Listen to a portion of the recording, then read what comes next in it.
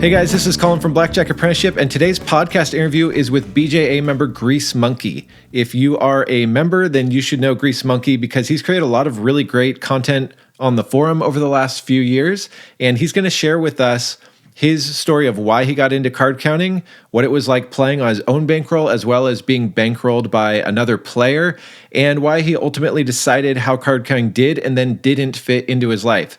It's a really fascinating perspective from a really great guy. I'm sure you're going to love it. This is part one of a two-part interview with GreaseMonkey. Enjoy.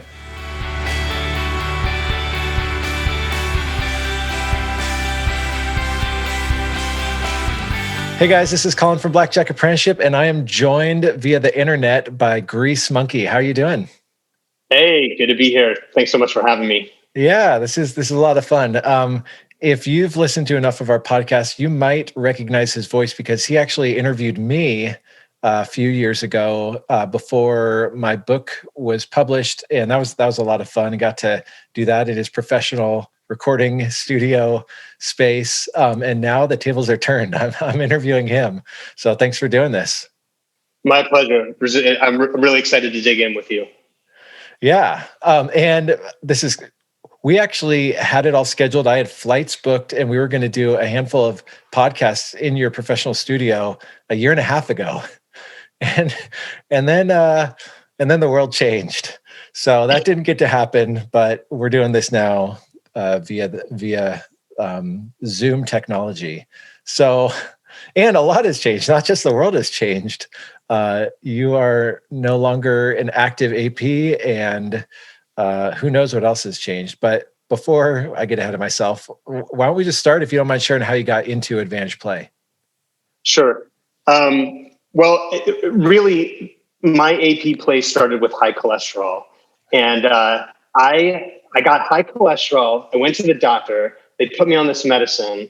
And I thought that one of the side effects from the medicine, I know one of the side effects from the medicine was like I couldn't remember stuff. And I was like going to the grocery store and I'd bump into somebody and I couldn't recognize, I recognized them, but I didn't know what their name was. And like, I'm a huge Eagles fan and I couldn't remember all the members of the Eagles and it would drive me crazy. Like I could remember Don Felder, but then I couldn't remember Don Henley. Or if I remember Don Henley, I couldn't remember, it was like driving me crazy. And so I was like, all right, I'm going to start playing all these word games and I'm going to start playing all these math games and I'm going to get my brain moving here in a different way than normal. And I had remembered a conversation I had had with my stepbrother, like literally 20 years ago in passing. And he had just kind of casually mentioned that you could count cards in blackjack and actually beat the system. And so as I was kind of going through this process of figuring out different games to play, you can only play Word with Friends so much. I thought, okay, I'm going to learn how to count cards. So even if I never use it, this is going to be my thing, and it's going to be a great side project. It's going to get my brain going in a different way, and so I did that, and then it turns out that I loved it. I loved the process of learning how to do this because I was getting into the flow. It was like that kind of deep concentration mode where the rest of the world almost like falls away and time falls away, and so there was just kind of like this connection. Where it was like, okay, this is good for my brain. I'm enjoying this process. Let's keep going. And so I kind of went through your course on blackjackapprenticeship.com. And then I started becoming active in the forum. And that led to an encounter with Sassy Red, which was really transformational for me because, by then I had been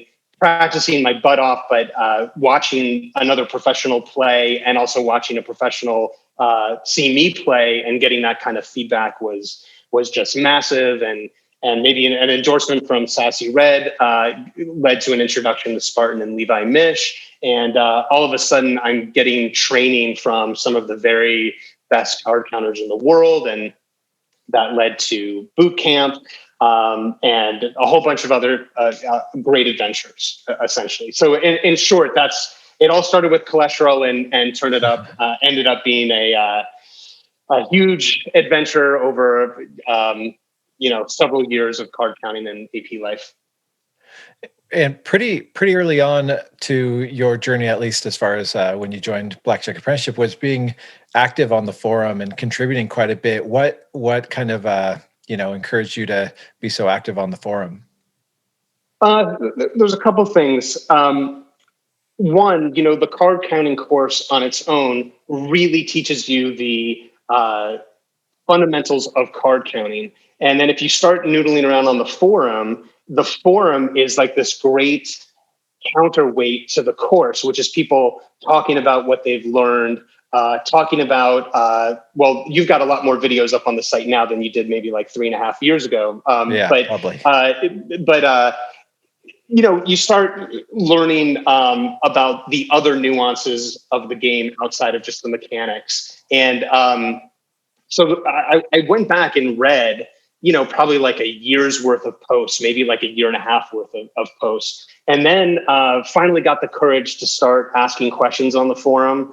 And like a really tough one for me at the beginning was this idea of, okay, let's say you go to a casino and you win $5,000, but the EV for that session is only like $500. Well, what do you do? What's going to happen? Are you going to lose all that money? Or do you just kind of go home and pack it up and say, hey, I got lucky? Or, I really had trouble kind of like reconciling what to do in that kind of a situation, if I was ever even lucky enough to have that situation.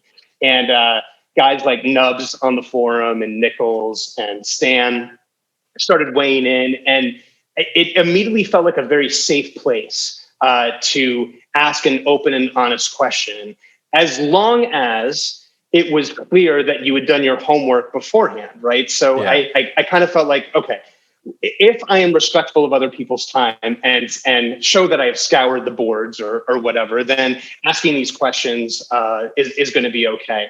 And then that kind of led.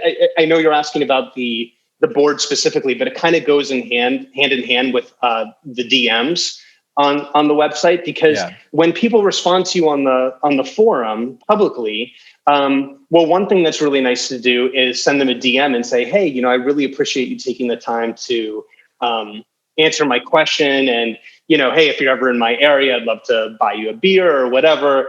And so all of a sudden you're developing relationships, and that kind of gives you a little bit more confidence on the forum, I think, or at least it did for me.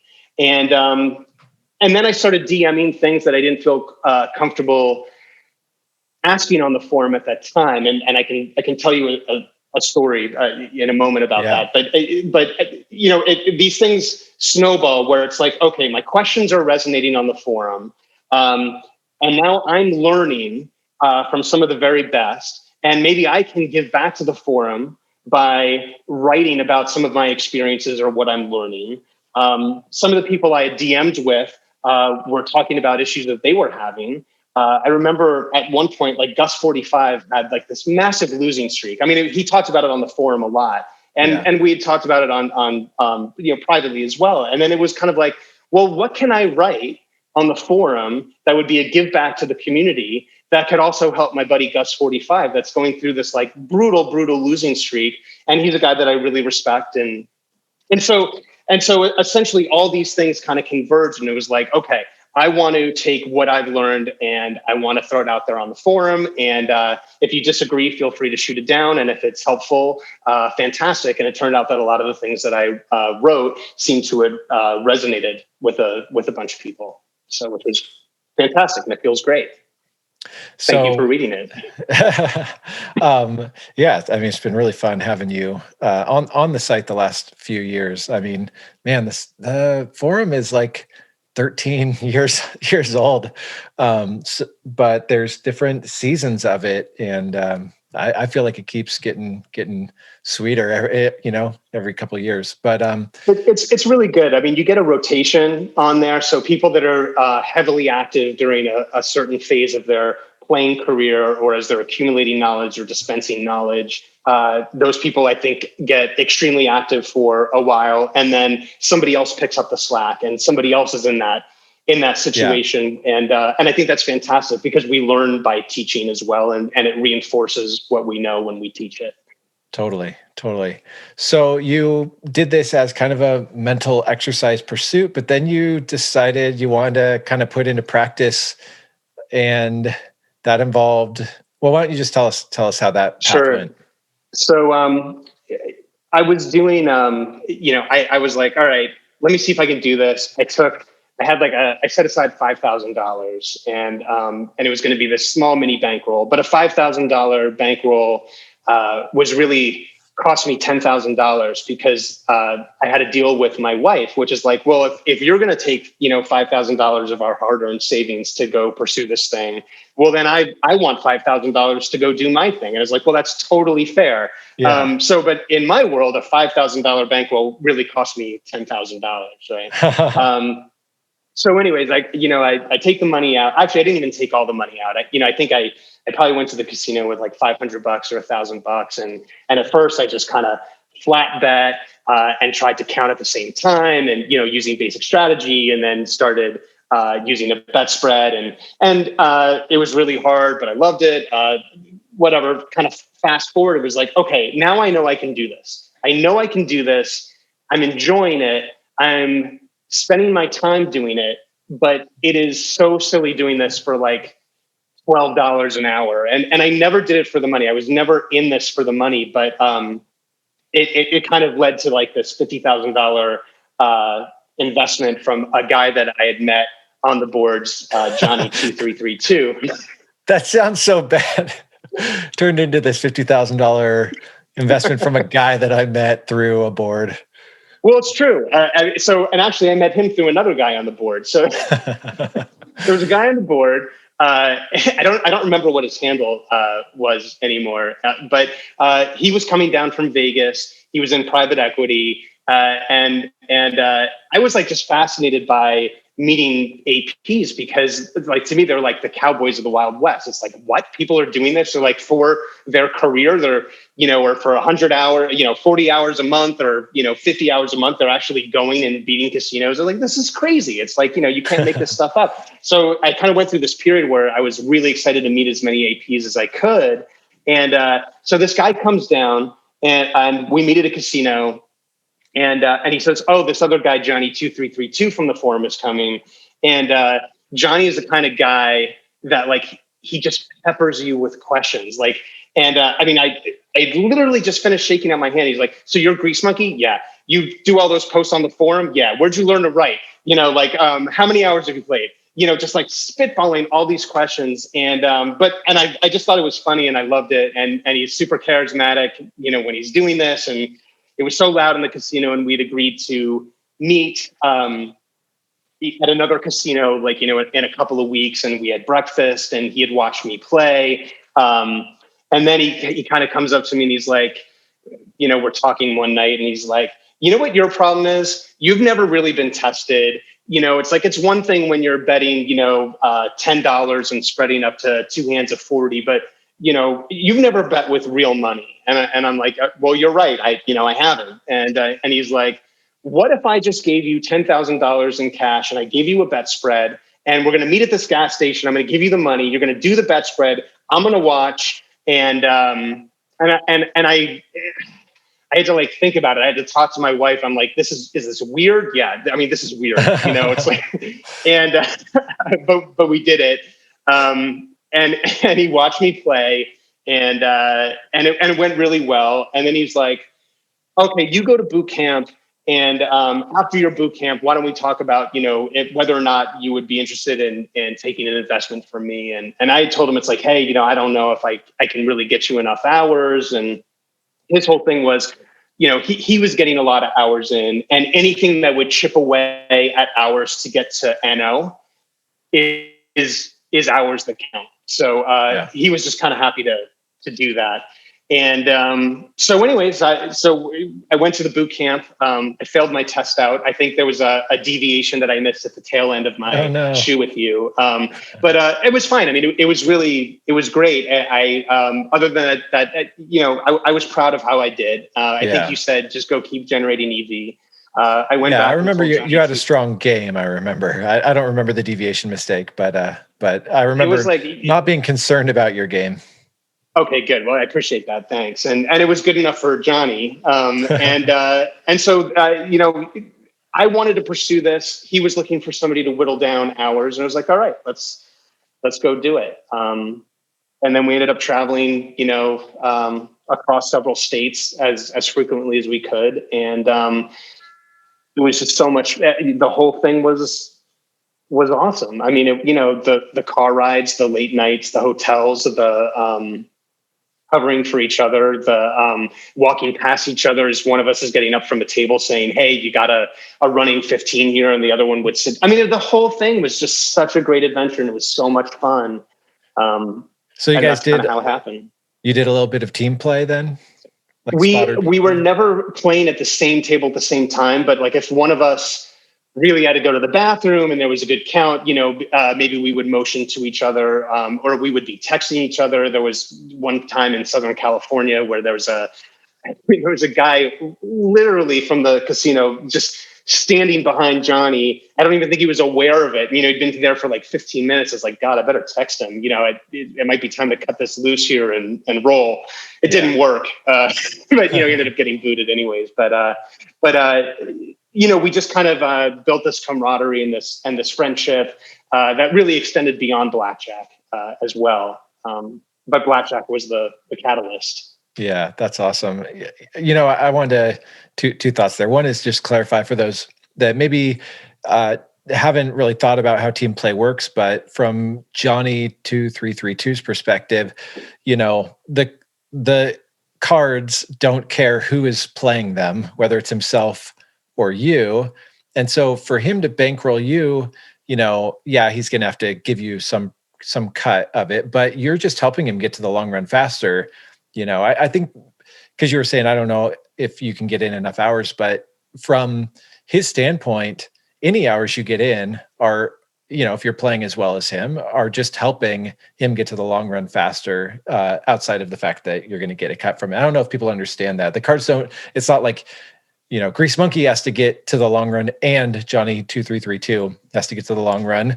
It's like, same bankroll. Whoever's playing is just getting in hours. The other thing is just, I've said this before, but being teamed up with other people is a lot of the fun that I had as a card counter is thinking back to those relationships and, the camaraderie and all that stuff.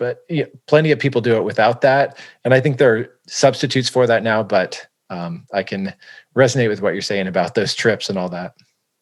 Yeah, I mean, it's more fun being in a 5-hour car ride when there's somebody else there, Yeah. And something, at least to me, magical happens in car rides with other people. Like, I don't know if like your brain kind of like switches, or maybe it's like the hypnotic rumbling of the car or seeing the lines on the road, but like people start really opening up. And you start talking about things that you wouldn't maybe necessarily talk about if you just met somebody, in a diner or whatever, and I love that, so I'd way rather have fewer friends, but have really deep connections with those friends than just kind of having this like topical, senseless conversation all the time. And so car rides are a great way to foster that environment. So I love that.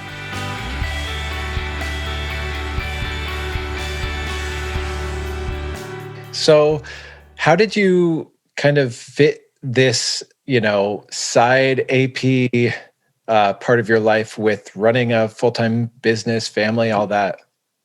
That's a great question. I mean, ultimately, the short answer is that I found out that I couldn't, right? Yeah. And I mean, we can talk about that, a little bit, but in the beginning, it was really hard because,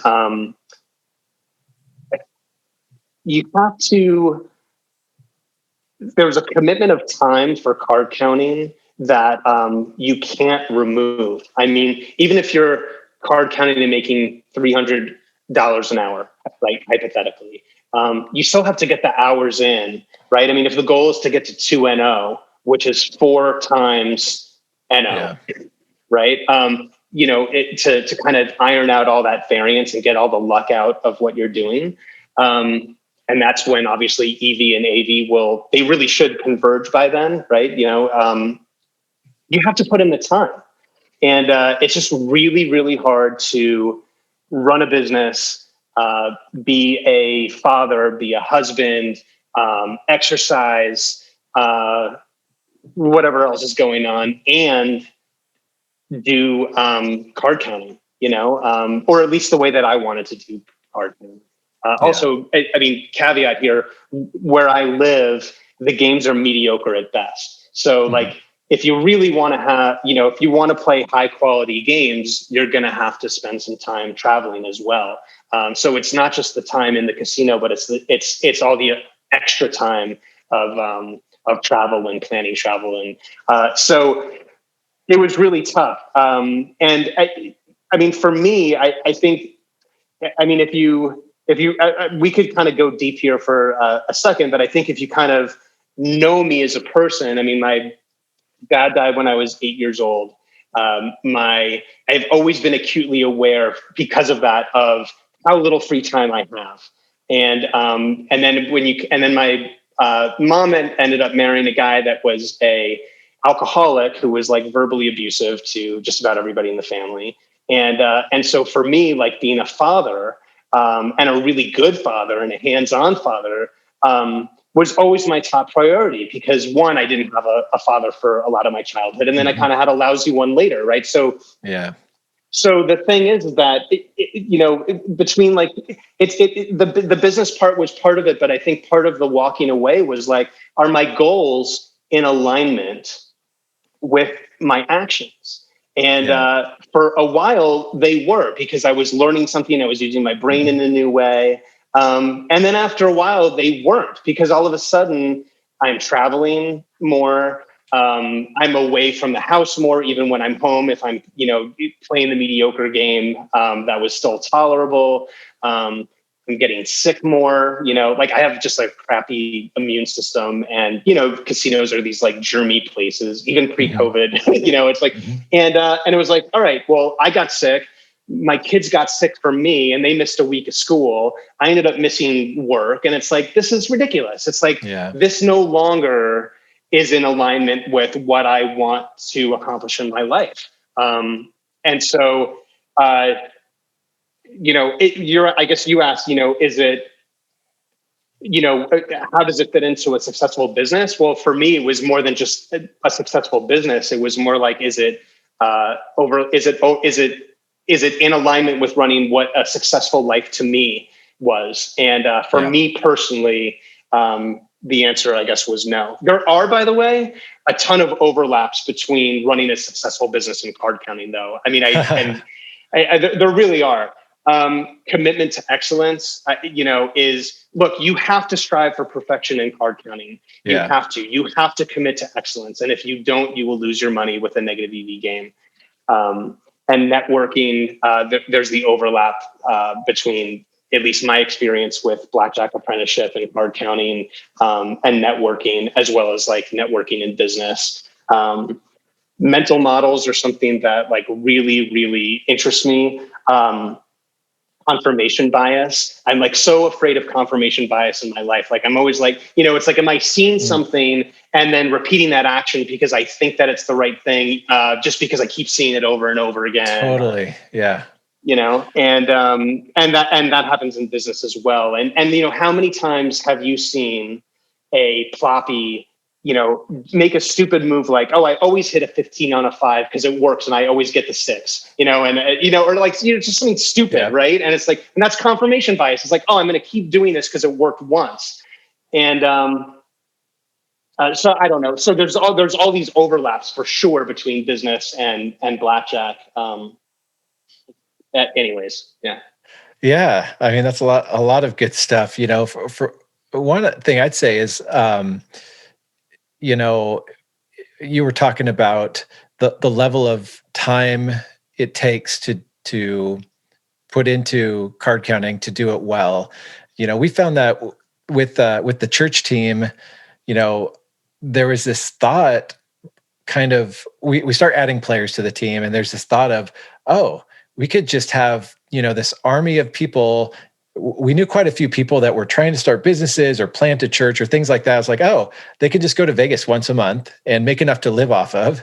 and, work on their thing. Like a guy that was becoming a photographer and he had to work at Starbucks to like pay the bills while he built up his photography business. Oh no, don't do that. Just, fly to a different destination around the country for 3 days, make the same you'd make in a month at Starbucks.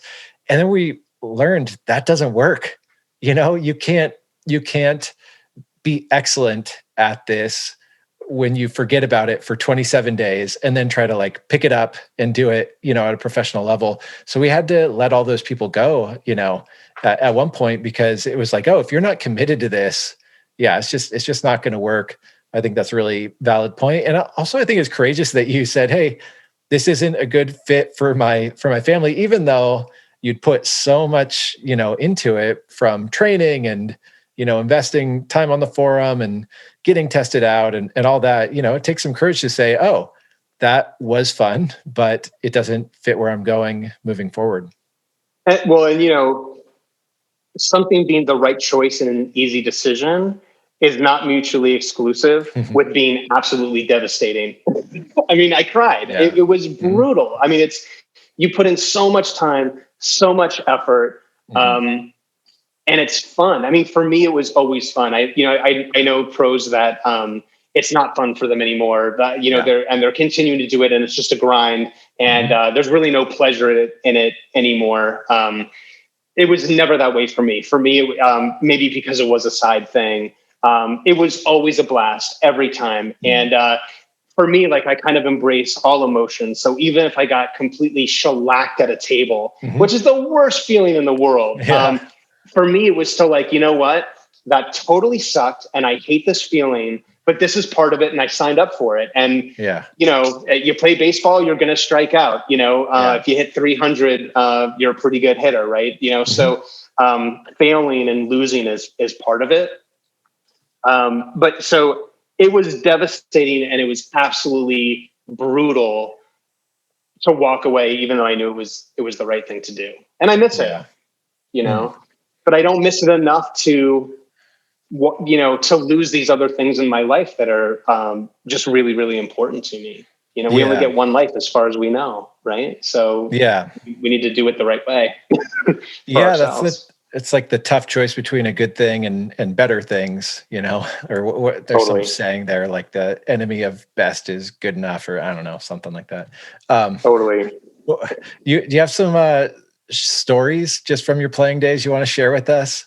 Yeah. I mean, the first thing the first one really goes back to the forum and those DMs. And I was early in my card counting career. It's before I had gotten money from Johnny. And I was sitting at a table, and I think it was like the Friday after Thanksgiving or something like that, which for me was great because I wasn't going to go to work that day. And I thought, okay, I can get in a whole bunch of hours, and the kids have play dates, and, my wife is doing her thing. Like, I'm going to go get in this time. And I think I got there like, early afternoon or something. And I'm sitting at the table, and I'm at the point where I can carry on a conversation and play or a light conversation. Because for me, when I play and my synapses are firing and it's just like bim, boom, bam, it's like I can do a lot. I can like tell a stupid joke and look somebody in the eye, and I'm counting and I'm rocking it. Like that was part of my thing. And this woman is like plastered, and she's got like 4 teeth, and she's complaining about how she doesn't have any money. And yet she's forking over money and playing, and she's like crying at the table. I mean, the whole thing was just like a train wreck, right? I mean, it's just kind of like, oh my God, I hope I never become that. I'm afraid of becoming that.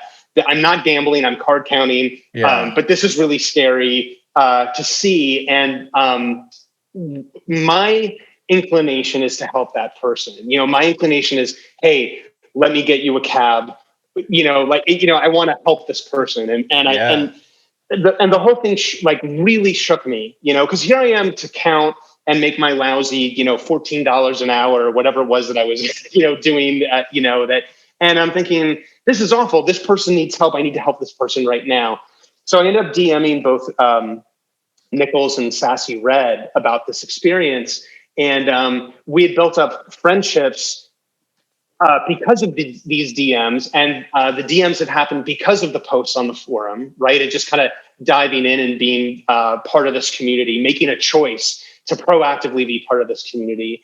And I was like, what do I do? Or what do you do? Really, not what do I do? What do you do? Right? Because these are people that have hundreds of hours at the tables. And they both said similar things that were extremely helpful, which was that to truly help somebody in a situation like that, you can't have like one touch and help them. Like that person needs therapy that over hundreds of hours, several times a week, will make a choice to get better, right? And because they want to work on themselves, Yeah. And it was really important for me to hear that, because you can't save the world.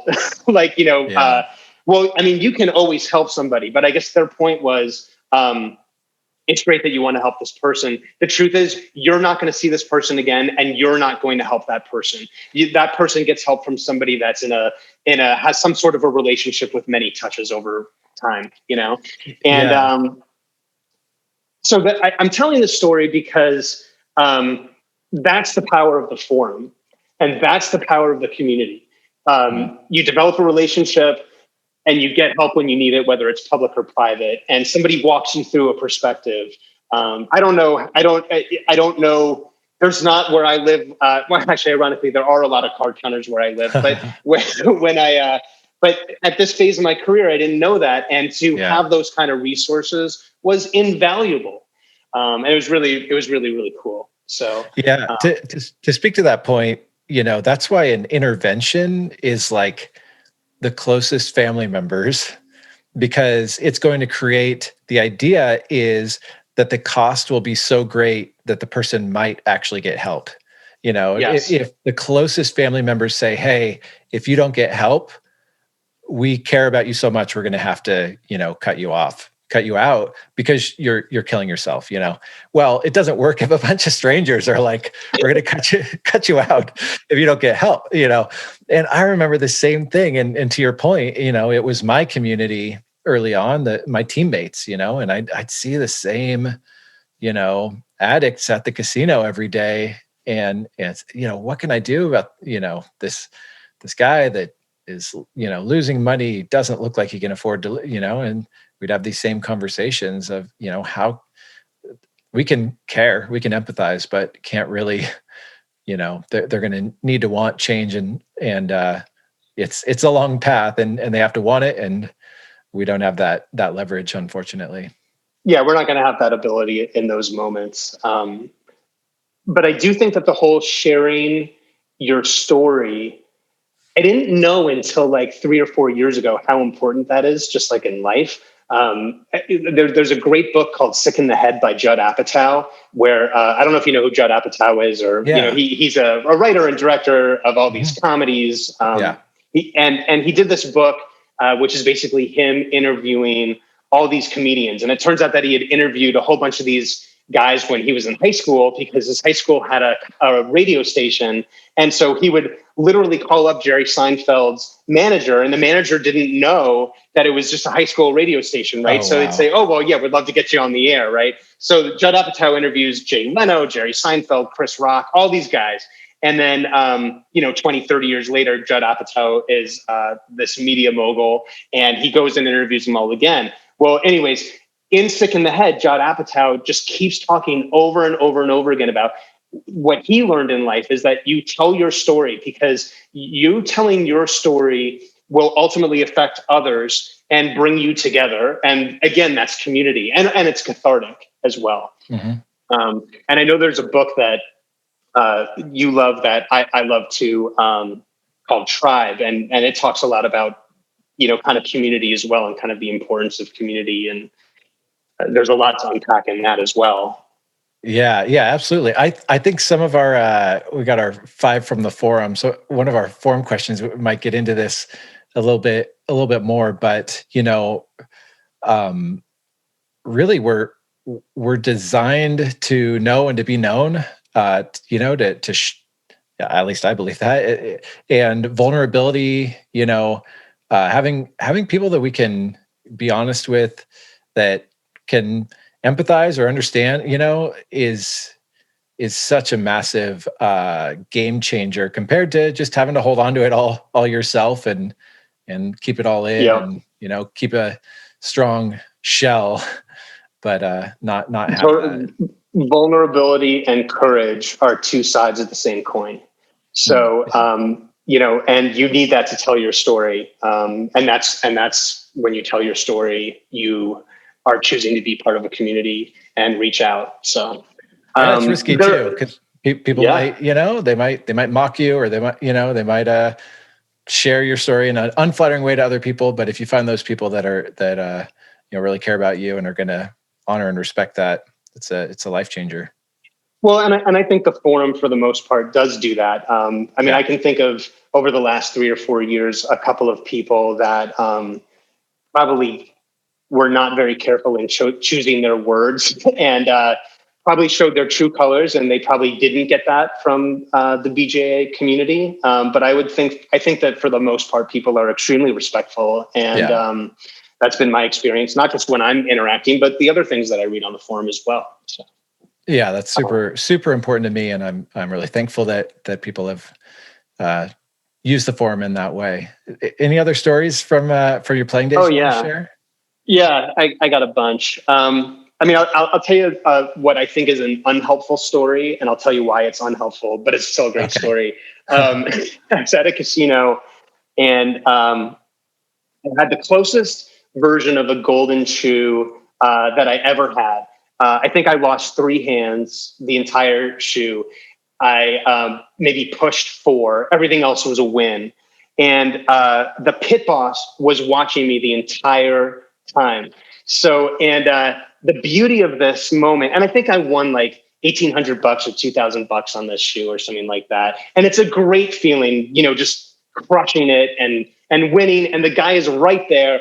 I'm doing it right under his nose. He's got no idea, because I never got above a true 1 on the shoe. So I'm, maybe I was going from like one hand of 50 to one hand of 100. So I'm not really showing a spread. Yeah. I'm just making it up on double downs and splits and whatever. I think there was one other person at the table, and they're staring at me like googly eyed, and I'm just like shrugging my shoulders. It was just like a beautiful 15 minutes where you could do no wrong, and it was like the whole world was like my back to just go win this money, but here's why it's like an unhelpful story, I think, from like a teaching moment. I won the money. I didn't earn the money, right? So, at best it was $100 an hour EV gain. And so the thing is that when you look at a lot of the stories on the forum, and I'm guilty of this as well, we want to tell those stories because those stories feel good. It feels good to win a boatload of money. But the problem is that that's not the game we're playing. We're playing a game of EV. And so it's really easy to get hung up on these wins where, hopefully you keep it. But, in the long run, in the long run, we know that EV and AV are going to converge. And there's a really good chance you're going to go sideways for an extended period of time, or below EV to kind of average that out. So I'm kind of always wary of telling those stories, but then the flip side is it's like, yeah, but I won $2,000 in 15 minutes and got up and left, and it was great, Yeah, to use you mentioned baseball earlier. I'm just making this analogy up as I go, but even like a National League pitcher, they might get like 1 home run a year. Right. And they could tell everybody about like, oh yeah, and I just went up to the plate and I smoked it over left field, and they feel awesome about it. Well, you would never say, oh wow, this guy, he's a great batter. Well, no, it was variance. He swung at the right time, the right pitch, but he bats 50.05 0.050 for the season. But yeah, you got that. What really matters is what does the long run look like? And a good batter doesn't have to tell about that one home run they hit. Totally. The statistics tell the story for them. Well, and the thing is, I think that at least what my perspective of how to play without dying by the death of 1,000 paper cuts, which is like a line that I use a lot on the forum, is, well, I'm not going to get overly focused on my AV. I'm more focused on what my EV was. And really, I learned that from you. I think we had a conversation at one point, and you had just said, it's like, I'm just focusing on, did I generate EV? And if I did, then I'm going to feel good about that because I know in the long run, this is going to work out. I mean, I guess the flip side is that Mike Tyson quote, like, everybody has a plan until they're punched in the mouth. Yeah. Because losing sucks, right? It does. It hurts. And it hurt even when I was, had, the investment from Johnny 2332. I had there was a time where we were so close to closing a bankroll. We were closing, $10,000 was the benchmark, and then I think I dumped $7,500 in 5 hours, and you're just like, and of course we were ahead of EV. We didn't deserve that money anyways. You know what I mean? It was just great to have, and we were so darn close. But that's the game.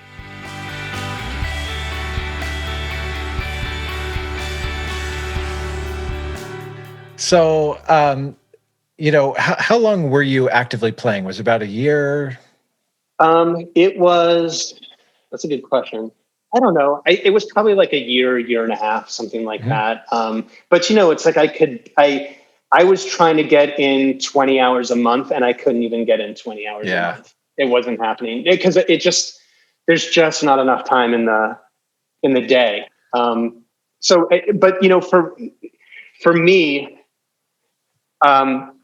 any time was fun, because it was an opportunity to get those synapses firing. It was an opportunity to get into the flow. You were asking for, I mean, that was an unhelpful story. A helpful story might be maybe my approach to training or playing, which is I am going to find joy in playing and training because I'm doing this for me. So, it's like, to me, there was joy in training on the app on my iPhone, or there was joy in doing the test outs on blackjackapprenticeship.com.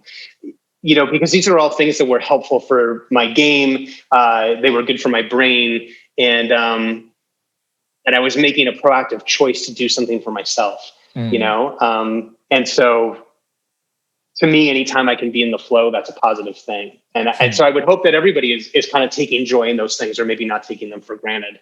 If you think it's tedious, maybe you shouldn't be doing this, and if you're finding and if it's sparking joy and you're kind of finding a way to enjoy it, then I think it's a great thing it's a great pursuit to follow.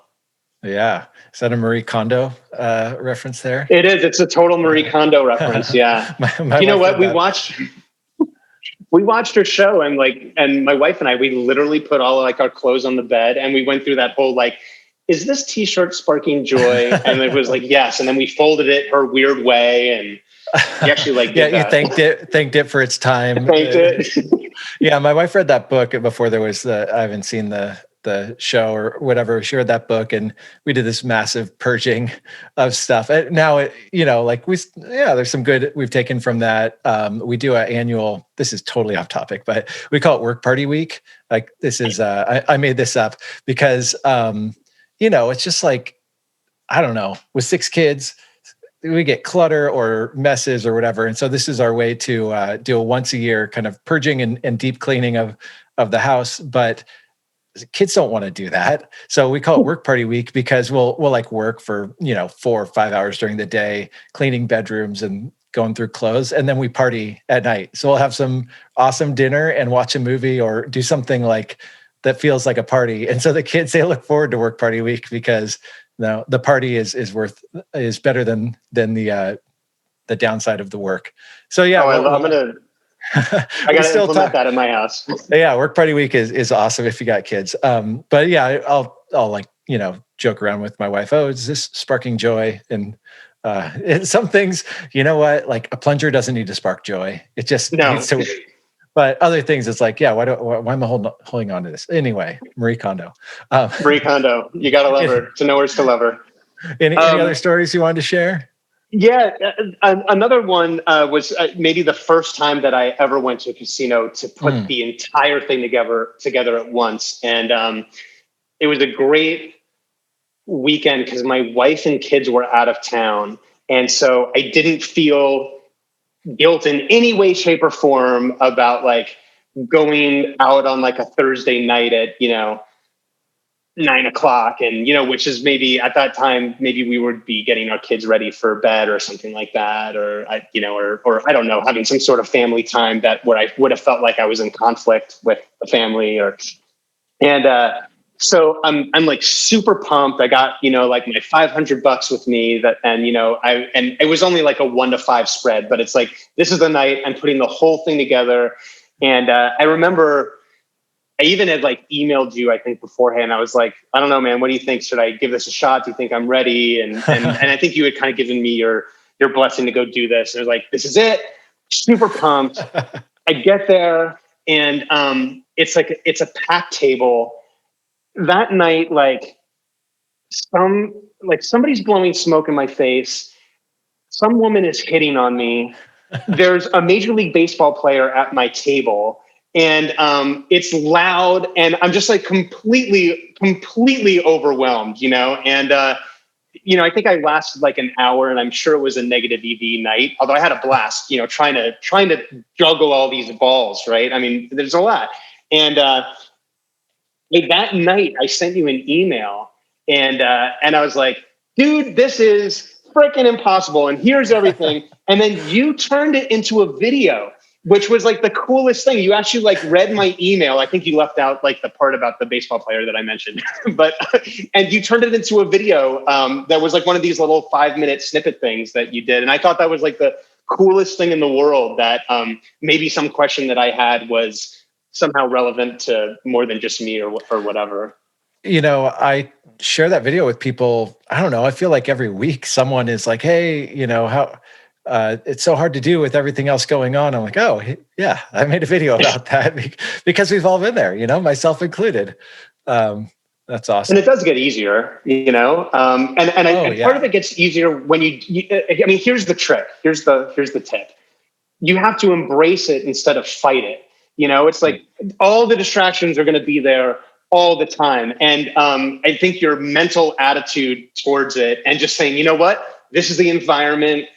So what? And here I go, as opposed to, oh God, that guy's really bugging me, and this guy's blowing smoke in my face, and I'm going to get emphysema in 6 months and die, and and if you just kind of embrace and say, this is exactly what it looks like, and I know what to do. I've been training for this, and then just go in and do your thing. And I don't know, for some reason, for me, that's what the internal dialogue I have with myself is so highly correlated with the outcome. Not if I won or lost, but if I generated EV, if I played well, if I did whatever I'm doing in life, So yeah, just embrace it. Awesome. So I want to do a little bit of a recap here. You got into card counting because you were cholesterol. That one of the side effects of medication is memory, and it's like you just needed something, a challenge, a mental challenge. You threw yourself into it. You trained, you networked, you learned from others. Put together a $5,000 bankroll, generated $14 an hour on that, and then decided to be bankrolled on 50,000, which I would say would be medium high stakes bankroll. You got to have all those experiences, maybe a couple hundred hours at the medium high stakes. And then, it was like just before COVID, you decided, you know what?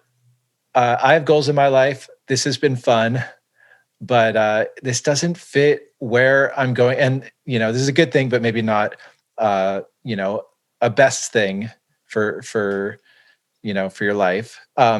After all of that, do you feel like card counting has served its purpose for you? Or do you feel like it was maybe a little bit of a distraction? No, it was not a distraction. Well, it might have been a distraction long-term, but was it worth it? Of course. I mean, oh my God. Yes, it served its purpose. I mean, there's a couple things. One, I want my life to be full of adventure. I don't want to stagnate ever. I always want to try new things. That's part of what life is. And card counting was an adventure. It served its purpose because I think in retrospect, and I didn't realize this at the time, but I think I did also need something to call my own. It's like I tend to be a giver, whether that's at work or with family, and try to take care of others first. And so I think what card counting was for me was something that I could really call my own. This is my time. And even if I was driving by myself to a casino, I was an hour away. That was my choice to do that and to play for a couple of hours. That was my choice. And that felt really good. And then it served its purpose because of the camaraderie and getting to meet a ton of amazing people that are truly good friends, at this point. And that's fantastic. And then there was this other side thing that kind of came of it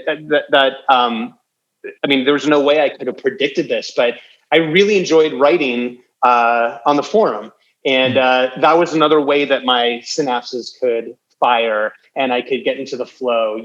Writing a little blog that takes 20 minutes to write or whatever, and to have that deep concentration was like this amazing side benefit that was completely unexpected. So card counting absolutely served its purpose for me. That's awesome. I hadn't thought a whole lot about. I think sometimes I have some dread over. I've got to record some videos because we put out one a month on YouTube, and it's like, oh no, I got to film a bunch of videos. But whether it's that or writing a blog post or writing a book, other than the like discipline of it, there's a lot of benefits to the mental aspect of collecting thoughts and communicating them and really trying to. I mean, I love teaching, so hey, if I can put this in a way that helps people understand something, there's a huge benefit to just that process, that creative process. We both have backgrounds in music. You more professional than me, but I mean, I've always needed some sort of creative outlet, and a lot of that because I want most of my free time being with my family. The creative outlet is even within my business, so that's cool. Yeah, I mean, I guess for people that don't know, I wrote music for film and TV for 15 years, and I own a record label that licenses a lot of music to film and TV, and we've got several studios, and so anyways, yeah, I mean, my life is defined by creativity in many respects. But sometimes it can be tough when your business pursuit is like, I have to be creative, and to have something outside of that where it's not like to put food on the table, I've got to be creative today. It's outside of that. I've done more woodworking and things like that. I'll build something with my son or with my wife, or even just by myself out in the garage. And that can fit a different need than okay, I have to create today. Sure. Yeah, it's different. But I mean, I'll say this, I mean, it's not limited just to creativity, but just generally speaking, you need to find a way. When I say you, I just mean humans in general, to find their bliss, which is what, like, that's how Joseph Campbell would say it, or others would say, find your Zen. And it could be woodworking, or it could be card counting, or learning how to count cards, or it could be working on a car. I mean, it really doesn't matter. It's different for every person. For me, finding my bliss is any time that I'm in that flow. And I can do that creatively, or I could do it, card counting in some ways, card counting is a different kind of concentration. The creativity might come with dealing with a pit boss or something, but the actual mechanics of it are extremely different, right? Yeah. So that's kind of like a more mechanical, when this happens, you do this. When A happens, you do B. When 9 happens, you do 10, right? But find your Zen, and the rest kind of takes care of it. It takes care of itself. That's awesome. I mentioned this. Can I just add one more thing? Yeah. Every 6 months on the forum, somebody who's kind of on the younger side, that's disgruntled with their job, I think fantasizes about what it means to go pro as a card counter. And I never went pro as a card counter, right? Just to be clear, I'm not saying that I was, right? But immediately you will see people on the forum say, hey, you're unsatisfied with your job. That's different than being a full-time card counter and whatever it is that you think that looks like. And I think that those people on the forum often have not found their bliss yet, or have not found their zen, or have not found their groove. And that's kind of why they're disgruntled, and then they're projecting that card counting will be the saving grace for their misery at work.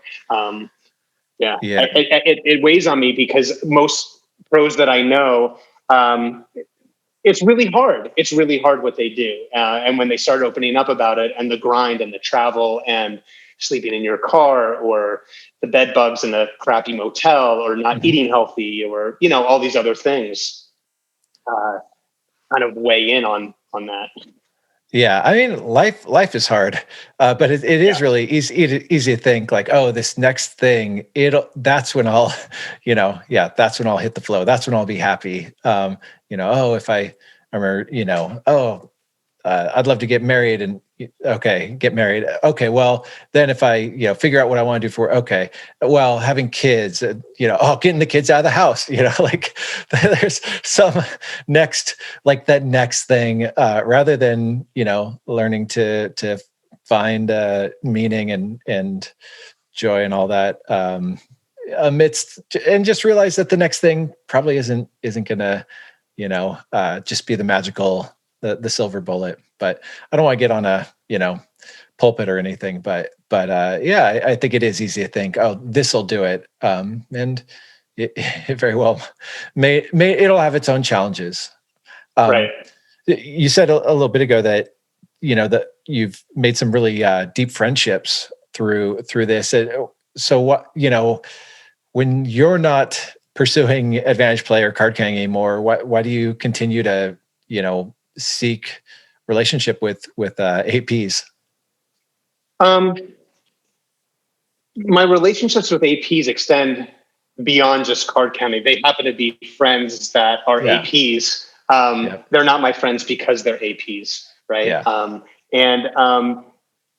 I feel like, my free time is de minimis, and I want to make sure that I'm spending time with people that, I'm attracted to people that are taking life by the balls, that are writing their own rules, in some cases striving for something better. And so some of the APs that I know have done exactly that. And I really admire that. And I think that the qualities that they have would have made them successful in a lot of other areas as well. But it just so happens that this was the path that they found to get them from point A to point Z.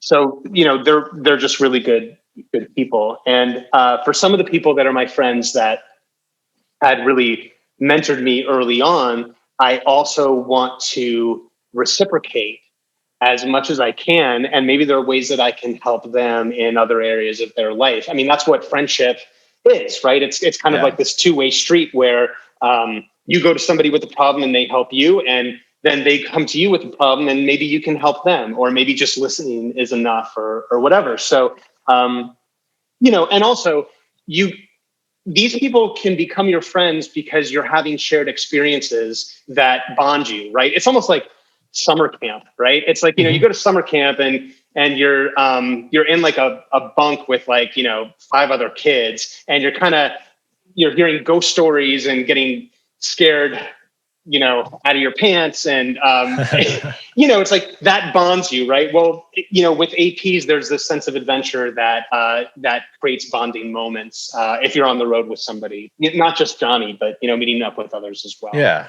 Yeah. And that's also, it probably plays into why you're still active on the forum after.